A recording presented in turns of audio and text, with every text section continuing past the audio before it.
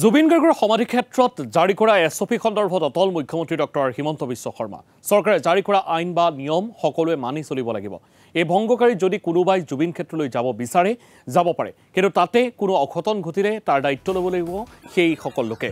জুবিন ক্ষেত্ৰতো আৰক্ষী CRPFক লগাব নোৱাৰে চৰকাৰে, গতিকে তাত গণ্ডগোল হ'লে দোষী ব্যক্তিৰ বিৰুদ্ধে আইনে ব্যৱস্থা ল'ব, এনেধৰণে মন্তব্য কৰিছে মুখ্যমন্ত্ৰীগৰাকীয়ে। আৰক্ষীয়ে কাকো বাধা নিদিয়ে। আইন মানুহৰ কাৰণে আমি এটা নিয়ম বনাইছোঁ, নিয়মটো পালন কৰাটো মানুহৰ দায়িত্ব।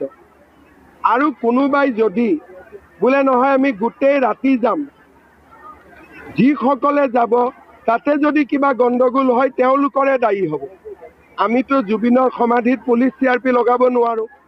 যি মানুহে আইন ভংগ কৰিব, পিছত যদি তাতে কিবা বিপদ হয় আইনে তেওঁলোকৰ ওপৰত ব্যৱস্থা ল'ব। কোনো গৌৰৱ গগৈৰ সমদল তমদল নাই।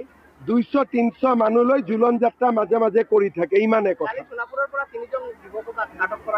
মই ক'লো নহয় যে কোনোবাই যদি আইন ভাঙে আইনে তাৰ ওপৰত ব্যৱস্থা ল'ব, কিন্তু তাতে মিলিটাৰী আৰ্মি দিটো আমি সমাধি ক্ষেত্ৰ ৰাখিব নোৱাৰোঁ।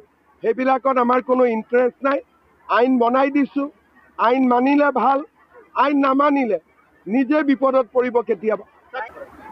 কোনোবাই মোক ৰিকুৱেষ্ট কৰিছিল 1 ঘণ্টা বঢ়াই দিব লাগে, মই কৈছোঁ ঠিক আছে 11।